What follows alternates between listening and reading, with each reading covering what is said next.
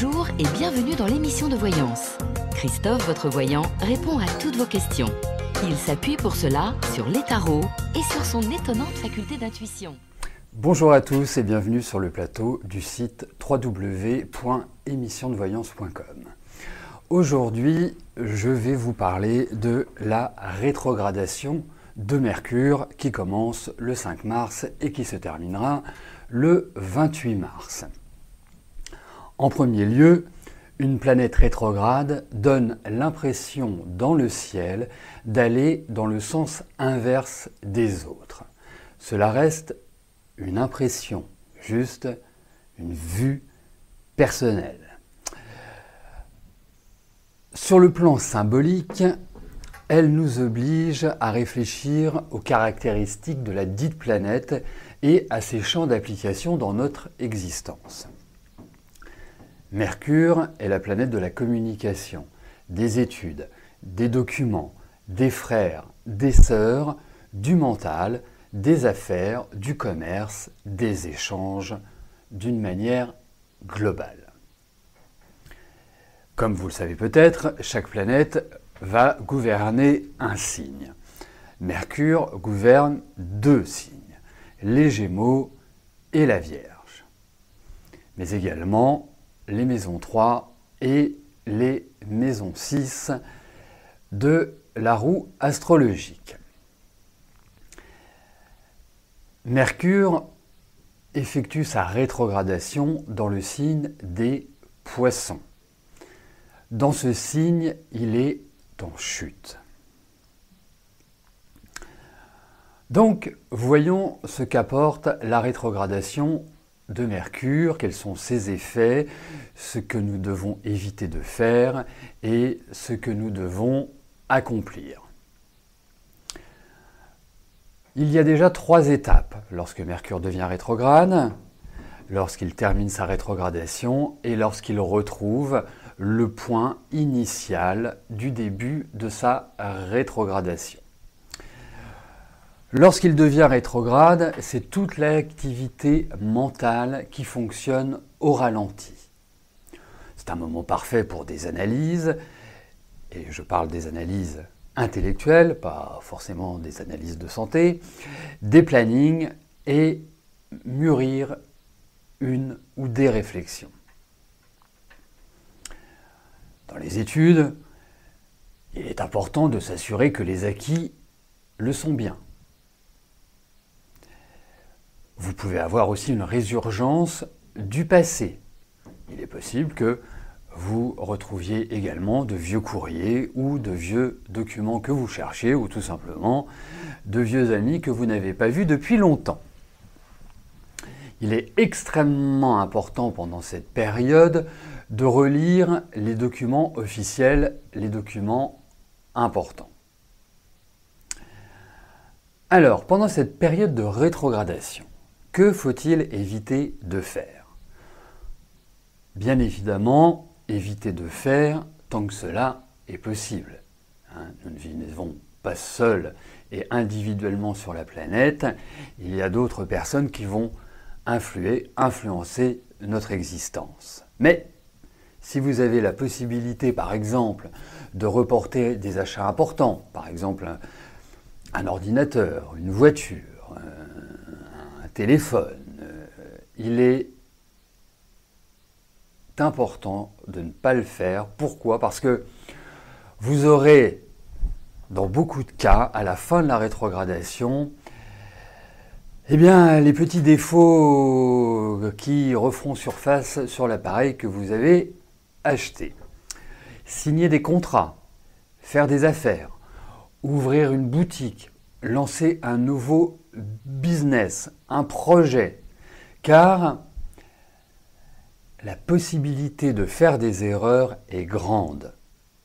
Et je dirais même une chose pour les entrepreneurs ou ceux qui ont en lien avec les métiers du commerce, évitez pendant cette période de faire des mailings sur de nouveaux produits. Il y a peu de chances que vous ayez une écoute favorable.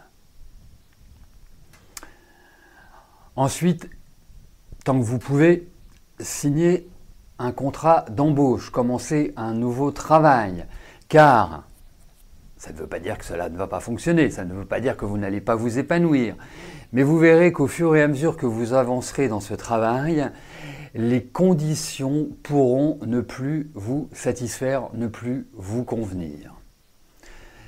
Vous verrez aussi que d'autres informations viendront contredire votre point de vue et ce que vous pensiez initialement par rapport à ce travail.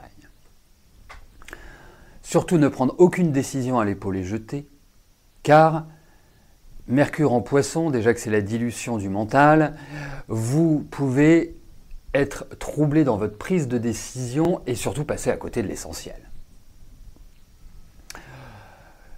Ne pas commencer d'études importantes. Faites attention à vos affaires car les risques de vol ou de perte sont importants. N'oubliez pas que Mercure est le dieu des voleurs. Alors, quelles sont vos marges de manœuvre? Que pouvons-nous réaliser pendant cette période? Tout simplement, réétudier tout ce qui est en cours pour voir s'il y a un problème X ou Y. Pour les étudiants, relisez vos anciens cours. Mettez de l'ordre dans vos affaires.